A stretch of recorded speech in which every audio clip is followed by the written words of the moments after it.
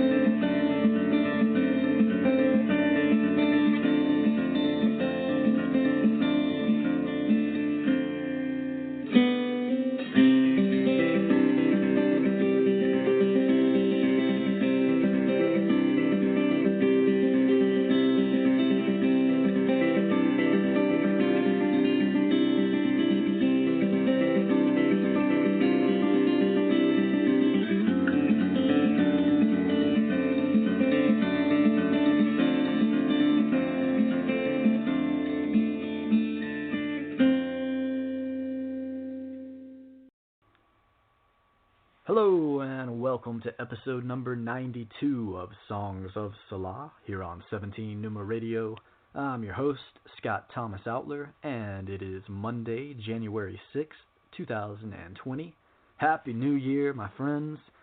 2020. It has a nice sound to it, symmetrical on the tongue, symbolic in precise sight, synchronistic in its reflective qualities, congruent at the nexus point of micro and macro. It also happens to look aesthetically pleasing when writ upon the page, and that must mean it's bound to be a beautiful year. I hold no objections to that theory. Coming up on tonight's episode, Rhonda Huff will be joining the program again to help welcome in the new year with some solid advice on how to maintain a healthy lifestyle after the holiday season has passed here at the beginning of a new decade, a time when setting positive intentions is the order of the day. Rhonda was a guest on the program previously back in September when she came on to discuss her book, Healthy Living from A to Z. That episode can be accessed from the Songs of Selah page at 17numa.com if anyone would like to go back and check it out after hearing tonight's show. So I'm looking forward to speaking with Rhonda more coming up soon. Please do stay tuned for that interview right around the bend. I want to say a big thank you to Heath Brocker, Don Biaquez, and Dwayne Voorhees for appearing here on last week's show to help send 2019 out with a bang and welcome in the roaring 20s. I really enjoyed the round-robin poetry readings we did, and I'm thinking about setting up more episodes like that here in the near future. Add it to the list of resolutions. And there are many here in 2020. Chief among them, drinking more water. That'll be the overall prime objective, so simple in its nature, yet fundamental in establishing a strong foundation upon which all the other thoughts and actions throughout the year can take root, sprout, and eventually flourish. Water the seeds of mindfulness. Seek clarity of the mind, cleanliness of the body, and purity of the spirit, the holy trinity of health. The question isn't what would I give to have it at this point, but what will I now do to achieve it? Mineralize the catalytic enzyme processes that ignite the electromagnetic system, shocking it into a state of ignition through a little jolt of juice. Detoxify the organs, glands, and blood, fully, totally, completely, deeply at a cellular level. Half-step measures are fine in the beginning stages to help get a foot off the ground, but to truly launch into orbit, the effort must be all in without reservations. Precision of thought shall be my goal, and dutifulness of action established in the direction of expansion, purposefulness in setting intentions, and tenacity of will in carrying them out. Another item up at the top, headlining the list for the new year ahead, breathing deeply, often, frequently, consciously, calmly, meditatively, with mindfulness, bringing awareness in with each inhalation and releasing stress on the exhale. Strengthening the core, the guts and the heart, the back and the spine, adding toned muscle to the frame, eating clean, treating my body with kindness by feeding it a natural diet, having respect for my own well-being by making choices that are beneficial and productive in the process of obtaining and maintaining good health. So that's my basic kick in 2020, and it's important to add into the equation that being kind to the self also includes having patience with flaws and imperfections, and being forgiving of mistakes, but also holding firm and remaining resolute to get right back on the straight and narrow path whenever a misstep happens to lead one astray. Suffice it to say that such steps should be limited as much as possible through personal accountability.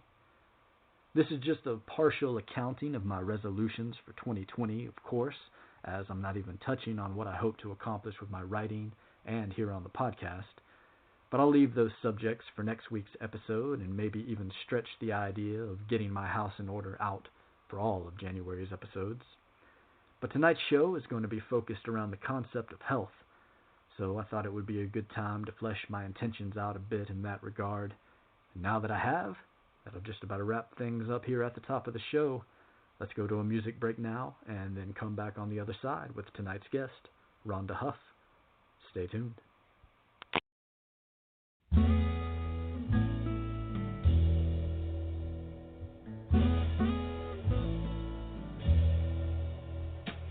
Got my window open wide. I got my window open wide. I got a good woman by my side. I got a good woman by my side. Now this kind of day has no night. Yeah, this kind of day has no night. And I ain't got much on my mind. I ain't got much on my mind, 'cause I know something good this way comes. Now watching the streets filling up, watching the streets filling up, in the shade of the summer sun, in the shade of the summer sun.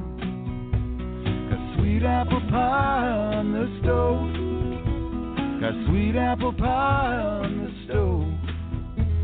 The birds there all flying low, the birds there all flying low, 'cause they know something good this way comes. Yeah, something good this way comes. The trouble dog is not moving mountains, but digging the ground that you're on. If it's true that good fortune gives no change, we got just what it takes. Collar up on my coat, yeah, collar up on my coat. Trucks are pulling for the show, the trucks are pulling for the show. A grasshopper jump in the road, grasshopper jump in the road. Kids, they're all running home. The kids, they're all running home, 'cause they know something good this way comes. Yeah, something good this way comes. The trouble dog is not moving mountains, but digging the ground that you're on. If it's true that good fortune gives no change, we got just what it takes.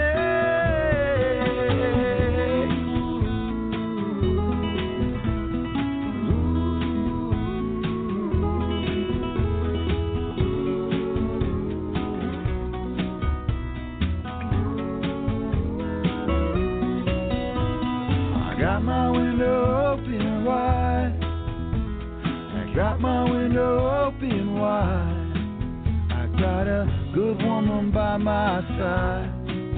I got a good woman by my side. And I know something good this way comes. Yeah, something good this way comes. Yeah, something good this way comes.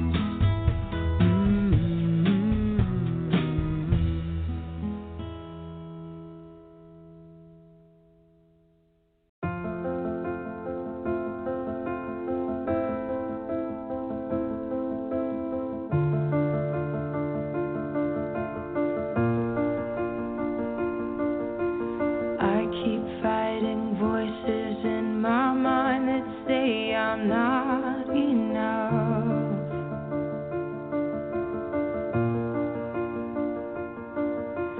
Every single lie that tells me I will never measure up.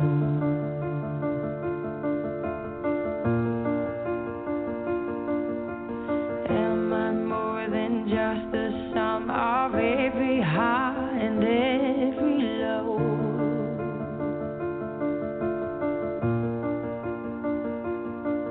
Remind me once again just who I am, because I need to know. Ooh, oh, you say I'm loved when I can't feel a thing. You say I'm strong when I think I'm weak. And you say I'm held when I am falling short.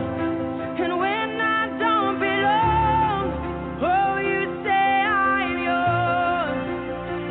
And I believe, oh, I believe what you say of me. I believe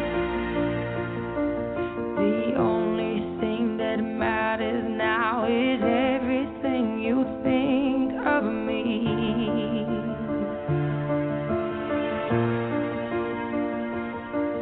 In you I find my worth, in you I find my identity. Ooh, oh, you say I'm loved when I can't feel a thing. You say I'm strong when I think I'm weak. And you say I am held when I am falling short. When I don't belong, oh, you say I'm yours. And I believe, oh, I believe what you say of me. Oh, I believe.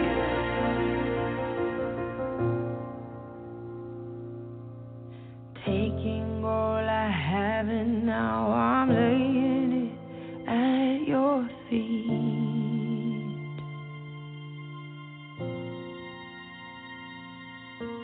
You'll have every failure, God. You'll have every victory. Ooh, oh, you say I'm loved when I can't feel a thing. You say I'm strong when I think I'm weak. You say I'm held when I am falling short. When I don't belong, oh, you say I'm yours. And I believe, oh, I believe what you say of me. I believe, oh, I believe, yes, I believe what you say of me. I believe.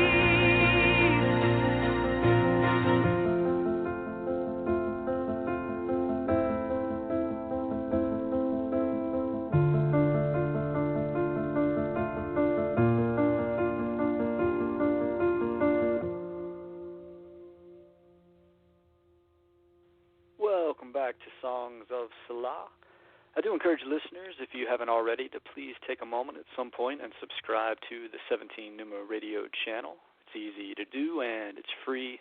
All you need to do is click the follow button found on the page where the episode is streaming, and that'll get you signed up. And I do appreciate everyone who helps spread the word about the show by sharing episode links. Your support is greatly appreciated. If there are any listeners in the audience that would like to appear as a future guest here on the program, please feel free to shoot me an email at 17numa@gmail.com or connect with me on Instagram, Facebook, or Twitter and send me a message, and I'd be more than happy to get you set up for a future episode. Tonight's guest, Rhonda Huff has worked in the fitness and wellness industry for over 35 years. She has a BS in fitness and wellness with a concentration in rehabilitation and an MED with a concentration in research and curriculum design. Rhonda is also a board-certified holistic health coach through the Institute for Integrative Nutrition and the American Association of Drugless Practitioners, a certified neuro-linguistic and hypnosis practitioner through the NLP Center of New York, and a frequency-specific microcurrent advanced practitioner. Rhonda is the founder of Body in Balance Wellness and Fitness Studio, Rhonda Huff Fit, and the co-founder of the Center for Integrative Brain Health. Rhonda has helped thousands of people improve their lives through her online courses, speaking engagements, and private training. Rhonda currently resides in Newport News, Virginia, but also calls Boonville, North Carolina, and New York City home. Happy New Year, Rhonda. Thanks for coming back on the program. Happy New Year, Scott. Thanks for having me. Yeah, great to have you back. After you appeared last year, I thought you would be the perfect guest to come on here at the beginning of 2020 and sort of help people get into that mindset of healthy living and healthy lifestyle. So hope to ask you a few questions that can give us all some keys and hints for how to stay on that path as we go along here tonight. But here at the beginning, could you give us a little bit of background again about what got you into this particular field? You had talked a little bit about your journey through cancer and coming to a place where you fully took control of your own health, and that really set your course. Could you sort of take us through that here at the top? Sure. Yes, I've been in this field for a long time, but it was really only after a diagnosis of breast cancer that I got really serious and actually just really curious about what I was doing wrong. I mean, I felt like, I'd always worked out. I thought that I was eating healthfully, and yet I got cancer. And so during that time, I was doing chemo, and after 3 sessions of chemo, I just felt like the chemo was killing me. And I decided I am just not going to keep doing this. I need to find something else. And so I started doing some research, and for 2 hours a day for 7 years, I researched nutrition and environmental toxins. And I just started changing my own lifestyle that way. And it made a huge difference. I'm 13 years cancer-free, and so every day it's a process. Every day I choose to either continue fighting disease or to feed disease based on what I put in my mouth. And that was really the kicker. That was really what set me on this newer path of a lot of us think that we're eating the right way when really we're not. A lot of us are looking at the wrong things when we're making choices about food. And that's been my mission over the last 13 years, is to help people to see what they're doing in the kitchen really does make a difference in their health. And unfortunately, there are still a lot of medical doctors and a lot of people in this country that refuse to believe that your diet has anything to do with your health. And hopefully we're going to continue to see that start to shift and change.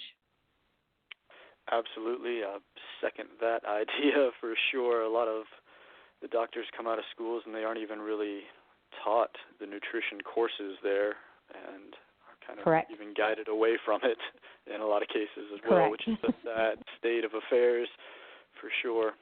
And if you try to question their firmly held beliefs, then it doesn't always get the greatest response. But when you were doing your deep research dive back during those years, it seems like it was quite a few years ago. Was the internet fully around back then? Because I know that there's a lot more information available now. How are you getting into all that research and finding out the facts?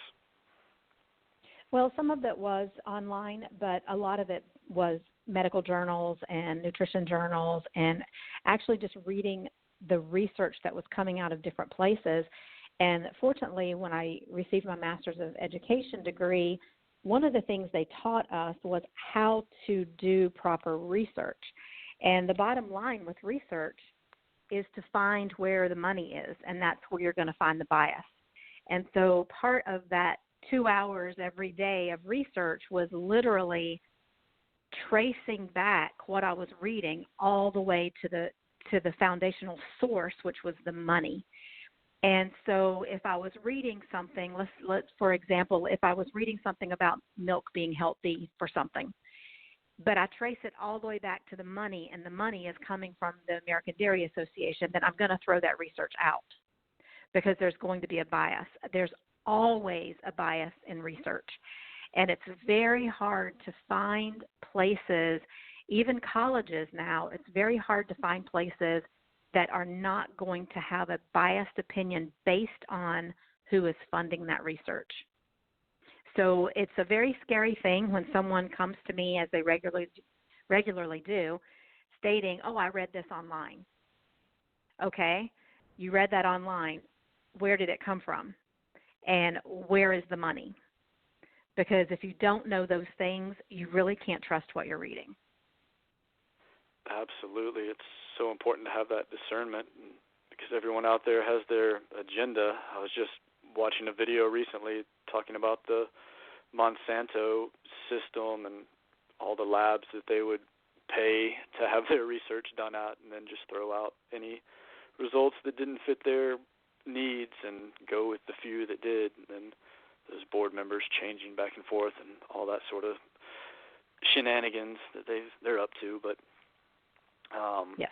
You mentioned on the Monsanto front the poisons and the toxins that are in our food and how important it is to stay away from those things. What can you say on that topic?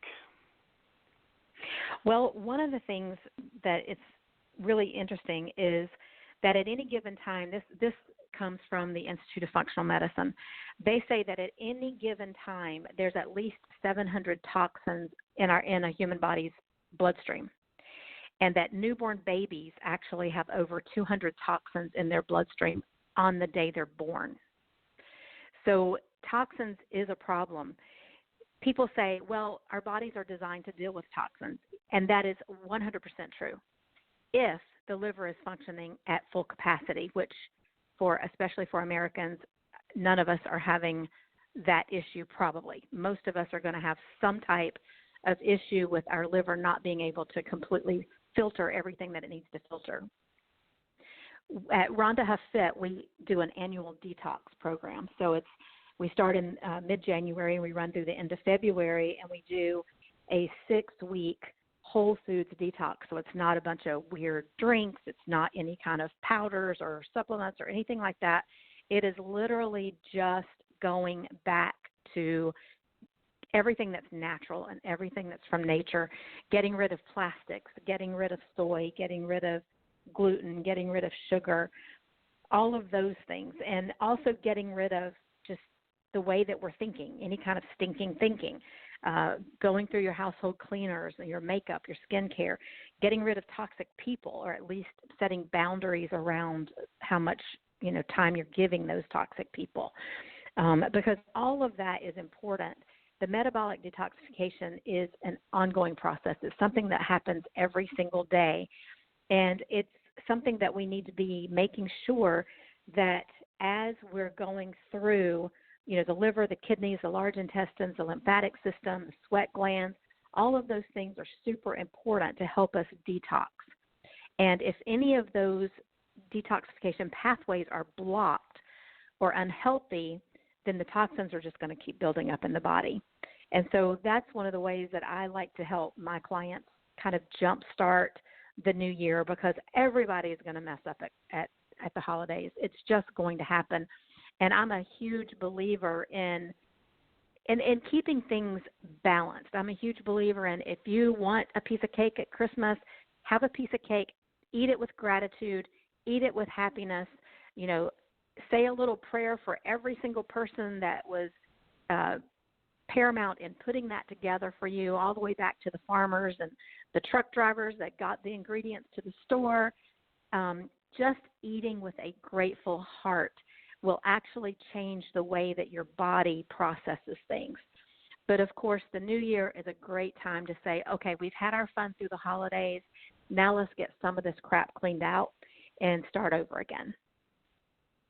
Absolutely, well said. I like that holistic approach that you bring to everything, and the toxins are meant to be eliminated naturally, but in this world where we're being bombarded on every front, that system gets overbearing with so many coming at us at once. So it's great to have these helpful hints that you're giving. And one of the things you touched on there briefly that I hope that we could expand on a little bit, because I think that it goes along with the holiday eating and just in America in general, is the idea of sugar and the addiction to sugar and the cravings that come with it.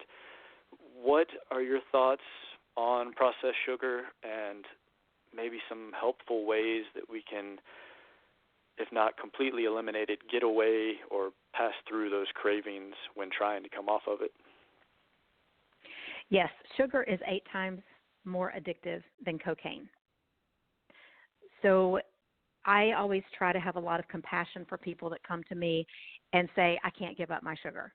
They are 100% right. They can't, because they're that addicted to it. It would be easier for them to come off of cocaine than it is for them to come off sugar. And so getting people to recognize that, and for me, I see the light bulb just come on even when I just tell people that. You're right. You're addicted to sugar. You can't come off of it. There's no way you're going to be able to go cold turkey off of it. It's 8 times more addictive than cocaine. And you can see it in their eyes, like, she understands. She gets it. Because they know that it's not something that they can give up. If you try to take candy away from a kid and they have a fit, that's what we all do. We just don't show it on the outside. But we're going through those same kinds of withdrawals. So with the sugar, being that it is so addictive, the first thing I try to do is we remove that during our detox. And even though we do kind of a cold turkey removal of it, we're supporting that with other things. And so, they're allowed to have small amounts of pure maple syrup, small amounts of honey, those kinds of things to kind of prevent going cold turkey. Anytime you go cold turkey off of sugar, you're going to feel like you have the flu. You're going to have a headache.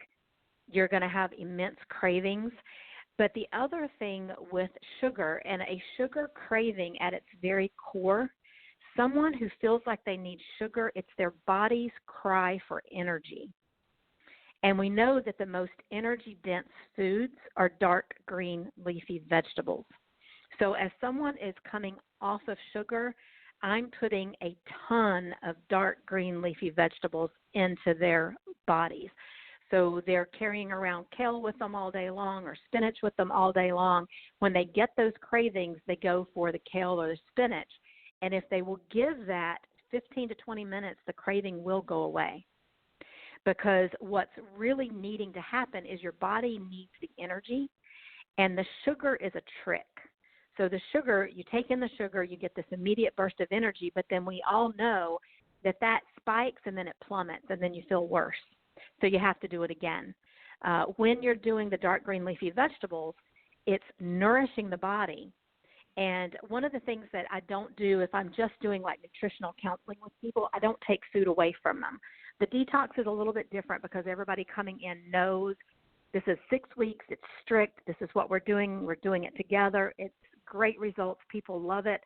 But someone that's just coming to me for a nutrition session, I never, ever take food away from them. I just add food to what they're already doing, and that food is going to be primarily dark green leafy vegetables and then other colorful vegetables to support the body's systems. And then we try to go through each of their cravings because it's not only sugar that people crave, but whatever they're craving, there is also a psychological component to that. So people who are craving creamy foods, ice cream, comfort foods, cream potatoes, most of those people, if you just ask them this one question, you'll see the same light bulb go off, and it's how appreciated do you feel by the people around you? And every single time I've ever answered that, the response has been never. I never feel appreciated. that's why they crave the creamy. So it's like when someone's craving creamy, really they just need a hug. But at least I can get them, if they're wanting that comfort food, I can steer them into a direction of eating healthier choices. Absolutely. Those comfort foods come in a lot of different varieties, whether it's the breads or the dairy products, the cheeses, and all of the sugar, of course, like we were just mentioning. And when you're talking about the detoxification process and the stages that it goes through, sometimes when going through a detox, a person might feel great up front for the first few days and then hit a wall going through it. How do you help them carry through those plateaus that are hit along the way and to keep pressing forward? Most of the time, the detox that we do is when they hit the wall, it's because of frustration, because it is so hard to find the proper foods. So we do 5 R's. The first one is remove. So we remove gluten, dairy, sugar, soy, corn, anything that's genetically modified, anything that's not organic, all mass manufactured meats, plastics and BPA. And so to find all organic produce that's not in plastic, to find grass-fed meats, to find small farms that are producing animals in a humane way is very frustrating for people, especially if it's their first time doing the detox. The people that have done it 2, 3, 4 years, they have it down. They get it, and they're excited about it. We just jump right in. But for someone that's new to it, that's usually the wall they hit, is just pure frustration. So what I try to take them back to is, okay, let's see, because we don't want all the cortisol being released because they're so stressed out either. So it's like, let's take a step back and let's see what we are able to do. How much of this can we do? If you can't find enough vegetables that you'll eat that are organic, that's not in plastic, then maybe we have to do a couple of things in plastic. But it's really amazing how quickly the body will clear toxins from the body if you're consistent. So really within the first 2 weeks, a lot of the toxins are already cleared out if you're following through and you're staying completely organic. And then by 4 weeks, you're feeling great. And by 6 weeks, you feel like a different person. And typically, people who, it's not a weight loss diet because we want them to have really high calories. Because for the body to detox, it needs calories. So we don't restrict calories. But if people have excess weight to lose, oftentimes with this detox, they will. They'll lose down to and it's not ever a drastic weight loss because we don't want that either. But their body will just shed the stuff that's been clogged up, over the years or the months if it's people that do it once a year with us. But then we replace it with, the organics. We replace it with 9 to 11 servings of vegetables and fruit. We replace it with grass-fed lean meats and butter and wild-caught fish and happy chickens and happy eggs and minimally processed minimally refined oils, lots of water, so half your body weight in ounces. And then we try to replace their skincare and their makeup with things that are more pure. Sometimes we need to add in digestive enzymes or hydrochloric acid or bile acids because their stomachs may not want to process what we're doing very well. If their body is not assimilating the nutrients, because we're pumping them full of nutrients, but if their body is not assimilating those nutrients, that's when they're going to feel sick. That's when they're going to feel extremely tired. And that's when we come in with some of these enzymes and other ways to get their body into a place where it can actually assimilate the nutrients that we're giving them. Sometimes they'll add in probiotics, prebiotics. We try to get them to get 25 or more grams of fiber a day. And there's ways to do that through probiotics, prebiotics, and also just strictly with food. And then we just do things like, protein at every meal because that's going to help the detoxification process. Sometimes there's some antioxidants that we'll pull in depending on how they're responding to the nutritional plan. And then we push for at least a 12-hour fast between dinner and breakfast. Sometimes people want to do a longer fast, and we're okay with that as well. So either the 12-hour fast or a 16-hour fast, or anywhere in between 12 and 16 hours is what we typically do between dinner and breakfast. And then we just rebalance everything, and we do that through exercise. We do it through meditation and prayer, getting fresh air, doing Reiki, establishing the community, the feeling of community. We have a far infrared sauna that some people will use. And then we give tips on sleeping, because especially between 10 p.m. and 2 a.m., that is the biggest recovery time for your body, especially your liver. And so we want people to be in bed by 10 and hopefully sleep straight through the 2 a.m. before people have to get up to use the restroom and stuff, because that's when the most restorative sleep is going to happen. So if they're having trouble with sleep, we work to mitigate that as well.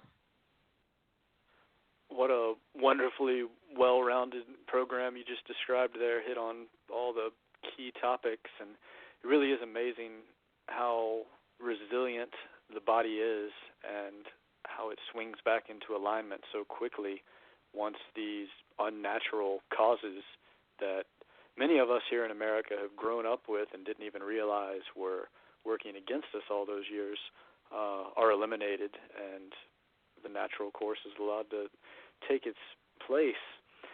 And it takes me to a next point I wanted to get to you with, which is, as we've grown up with these institutions and these systems all around us, especially here in America, the idea of preventative care and of self-responsibility or self-help with your health has not really been implanted into people's mind, because there's just the doctor that you can always go to if you have the cold or you have this, and you get your antibiotics or you get your vaccines or whatever the case may be.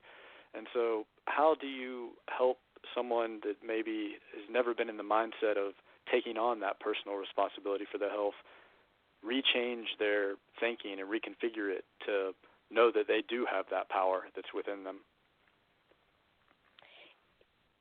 That's a very hard one. Most of the time, people that come to Rhonda Huff Fit, they know that we're holistic, and they're seeking that out. They're just tired of being sick and tired all the time, and they know that we do things a little differently. And so they usually come to us knowing that we're going to be asking them to do things that possibly they've never heard from a doctor, and they've never done themselves. So that's an easier way for us sometimes, is that they come to us usually knowing what we're all about. However, the people that come to us that really don't understand it, or they still are kind of looking for a quick fix, though it's very difficult. And if they start seeing results, like if they'll believe us long enough to actually start seeing results, and they're not going to see results unless they're doing things on their own. So the people that come to us, for say 2 hours a week, there's only so much we can do in 2 hours a week. Everything else happens on their own time. And so those 2 hours, what we try to do is impart to them our knowledge. So they may be coming in for a workout session, but during that workout session, we're talking to them about how they're mitigating stress. We're talking to them about how they're sleeping and how they can try to sleep better. We're talking to them about their nutrition. So we're talking about all of these things that will help them have a well-rounded life. And we talk to them about, career. We talk to them about relationships. We talk to them about anything that we feel is holding them back. And once they start feeling better and start getting results, they typically buy in. I mean, they typically, that's it. Once they see that, wow, I really can feel better in a couple of weeks, we usually tell them within 2 weeks you're going to feel better. Within 4 weeks you're going to notice things starting to shift, like clothes starting to fit looser. Within 6 weeks, other people are going to start noticing it. And what other people are going to start noticing is that they look more rested, or they look younger, because their eyes are going to be more clear. Their skin is going to clear up. Especially people that come in and they have a very inflamed liver, oftentimes will showcase itself with a very red face, like a red face, red palms, red feet. Those people typically have a liver that is super unhealthy. And so when we can get that to shift and they just look so much healthier, then that's usually all it takes. So for me, I think they have to be willing to give it a shot. They have to be willing to do their part. But then once they start seeing results, they're pretty much in it for the long haul then. That does make a lot of sense that once they come to you, they're already sort of initially along that almost spiritual journey that it is in this day and age. To take control of your own health is it's not just the physical or mental aspects of it. You almost have to be called toward it at this point. And I think a lot more people, as you were saying at the top, are going through that shift, which is a great thing. So you've gone through that process yourself, obviously, and brought yourself into a higher state of health after the difficulties that you were facing, and now helping all these people that you have.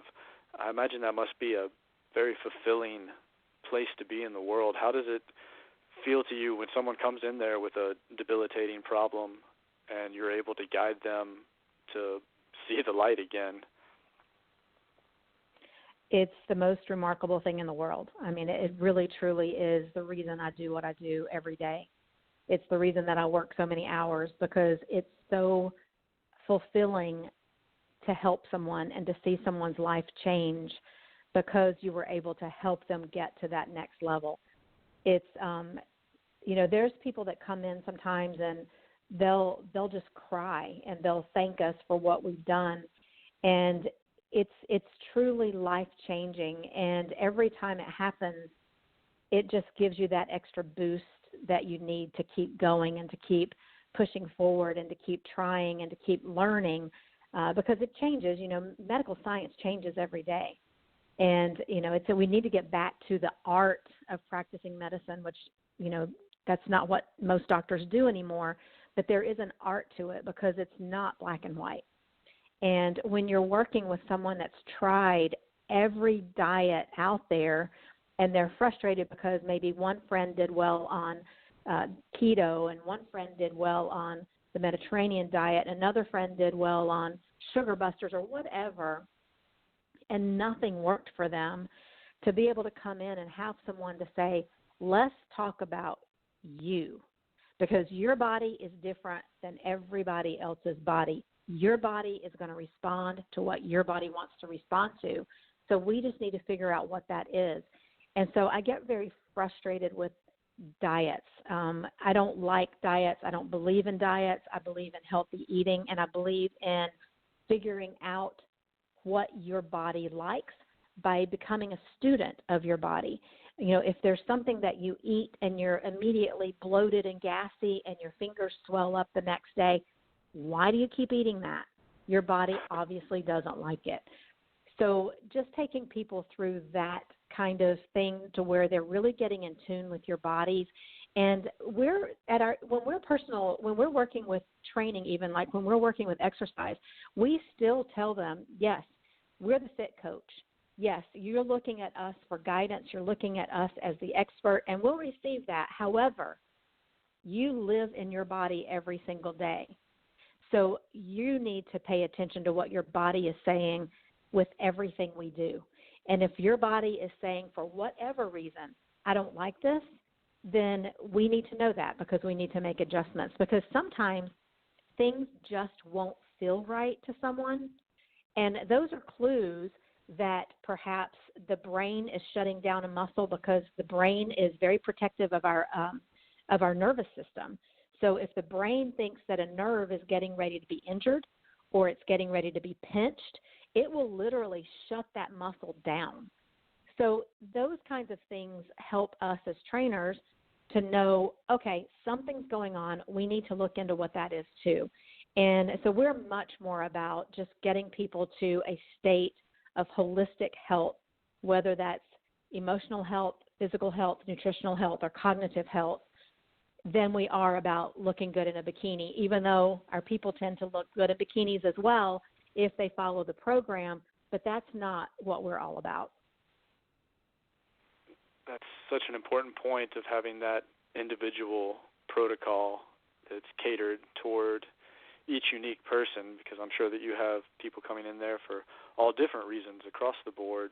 Some might be wanting to lose weight. Others might be wanting to come in there and learn how to gain muscle. And so finding that right balance with whatever it might be, so important.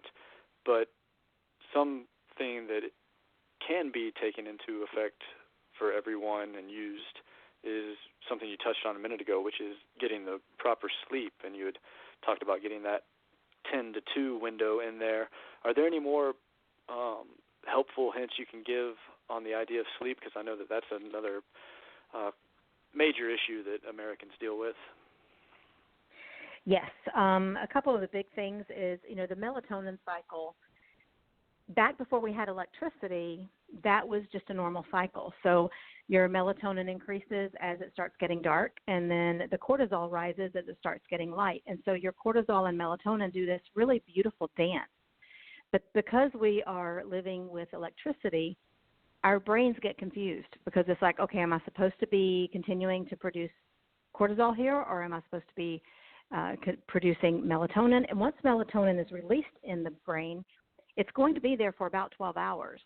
So if you're a night owl and you're in the daylight because of electricity until 12 or 1 o'clock, first of all, you're missing 2 to 3 hours of restorative sleep. But then your body is going to keep that melatonin for 12 hours. And so you're going to have to get up at 6 a.m. and you're sluggish. So people wake up at 6 o'clock because they have to get up for work, and they're like, oh, I feel like I've been hit by a truck. I just feel like I can't wake up. And that's because you didn't give the melatonin time to get out of your system. So one of the things that is most important is to lower the lights, not to be in such bright light all the way up until bedtime. Just start lowering them, read by candlelight, or if you have your TV on, try not to have other lights on. I mean, I try to be realistic because no one's going to go completely dark at, 8 or 9 o'clock to be ready to go to sleep at 10. It's just not going to happen in our culture. But just to make smarter choices, if you can go with a little bit less light so that the brain is getting that signal that it needs to start releasing the melatonin so that you can get to sleep, then that's a good thing. Cutting out late night caffeine, keeping the bedroom free of distractions, like keeping electronics out of there, keeping a TV out of there, those things are good. You don't want all the EMFs while you're sleeping anyway, so as much of that stuff as you can get out of your room is good. Late night alcohol can really be detrimental because it tricks you. It helps you relax and it makes you fall asleep faster, but then it causes very incomplete sleep patterns, and so it doesn't allow your body to actually fully recover. Keeping the room dark once you are asleep is crucial too. Not sleeping with any lights on or a night light, just making sure that everything is completely dark. The temperature of the room, they have found that if you keep it cooler, then that helps with sleep. And having sort of a bedtime ritual sometimes can help.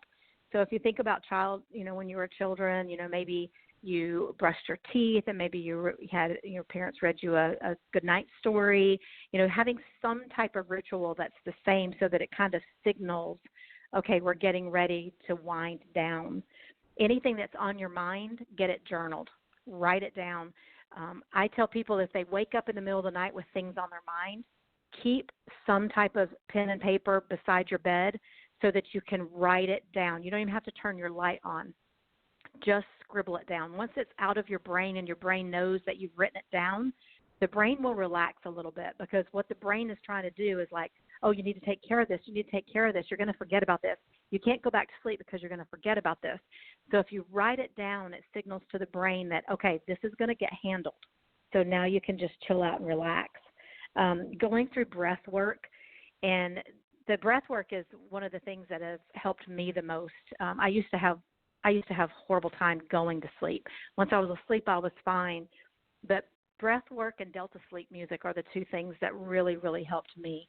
So the breath work, I started out with breathing in through my nose for 4 counts, holding it for 2, and then breathing out for 4 counts. And now I do a 7-7-7, where I breathe in for 7, hold for 7, and out for 7. And usually my goal is to be asleep by the time I do 7 rounds of that, and I'm usually asleep before that. The other thing is your nostrils. You have an awake nostril and an asleep nostril. So the right side is awake, the left side is asleep.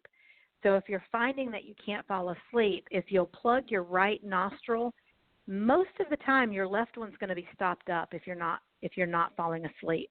So if you can force yourself to breathe in and out through the left nostril only, then that can help you to fall asleep too. And then the opposite of that is true, like if you're in a business meeting and you're falling asleep, it could be that the right side isn't open.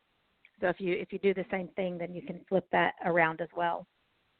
The Delta sleep music is something I found about 12 years ago. It's electronically engineered to get your brain waves into the right place for sleep. And I have had great success with that. You know, you can download it on YouTube or whatever. And then also, if you're a thinker, which is one of my biggest problems, is just not able to shut my brain off, the journaling helps with that, you know, getting things down on paper so that your brain knows you're going to pay attention to them tomorrow. But another really great thing, and I have seen some amazing things happen with this, but it's called early morning pages. And as soon as you wake up, like, you know, when you're still kind of in that half awake, half asleep stage, and a lot of times we'll just fall back asleep for a little bit, if you'll write down everything that you can remember from your dreams or just even your thoughts upon awakening, it is amazing what kind of patterns and ideas will emerge from that. I've had people to actually literally change careers based on doing these early morning pages and realizing that they were so unhappy in their career that they needed to make a change. So the early morning pages is something that's really powerful as well, but you have to be willing to actually get up right when you wake up and not do that little fall back asleep for 5 minutes, because then you're going to forget everything. So the key there is as soon as you wake up and you're still groggy, get up and just start writing. And it doesn't even have to make sense. Just write any word that comes to your mind, write any portion of any dream that you may remember, and then over a course of a couple of weeks or so, you'll start to see patterns emerge, and it's really pretty fascinating.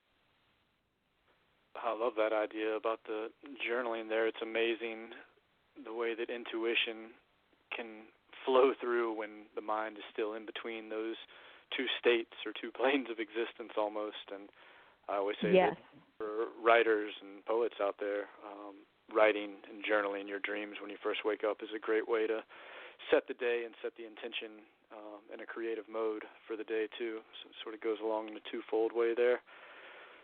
Absolutely. So here at the beginning of 2020, what are your thoughts for the year ahead on a personal level in there with the training that you do? Well, my word for 2020 is clarity. I feel like a lot of things in my life were fuzzy in 2019, and I just want everything to be clear. I want to get even more clear on who I am as a person, what I want out of life, and how I want my future to look.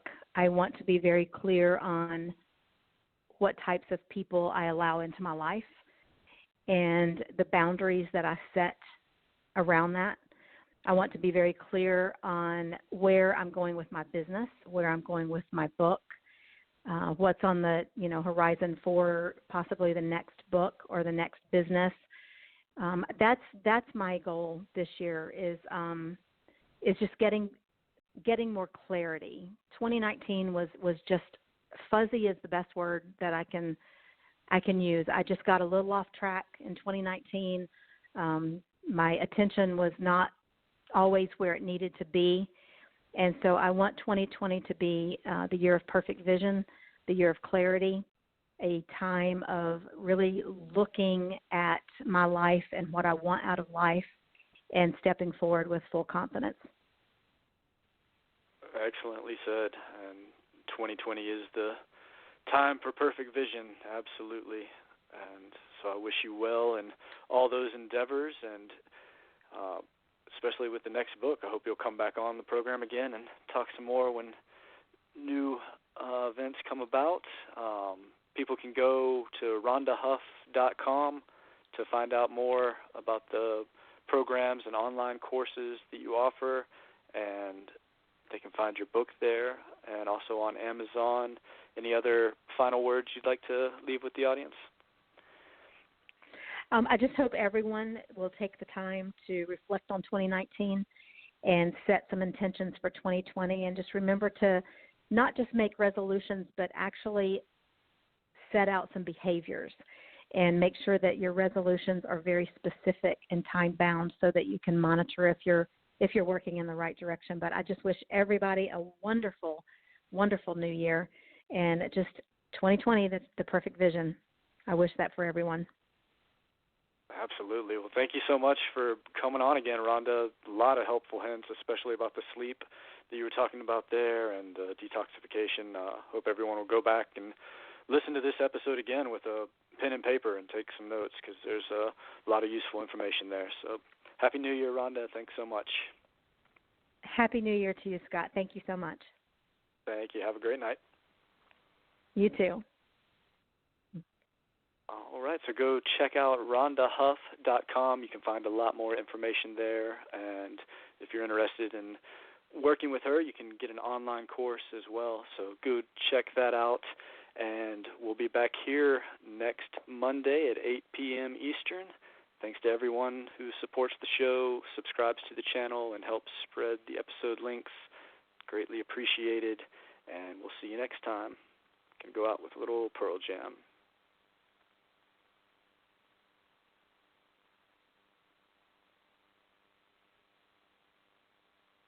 I seem to recognize your face, haunting, familiar, yeah. I can't seem to place it. Cannot find the candle of thought to light your name. Lifetimes are catching up with me. All these changes take place. I wish I'd seen the place, but no one's ever taken me. Hearts and thoughts, they fade away. Hearts and thoughts, they fade.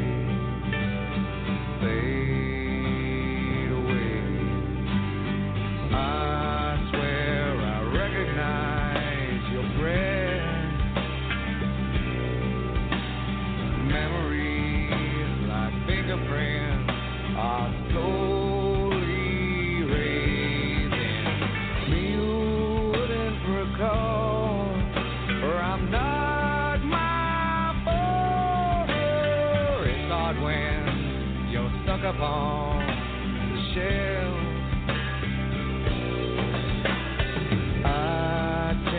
By not changing at all, small town predicts I'm fate.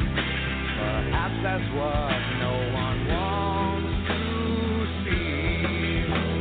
I just wanna scream hello. My God, it's been so long, never dreamed you'd return. But now here you are, and here I am. My heart and thoughts, they fade away. Hearts and thoughts, they fade away. Hearts and thoughts, they fade.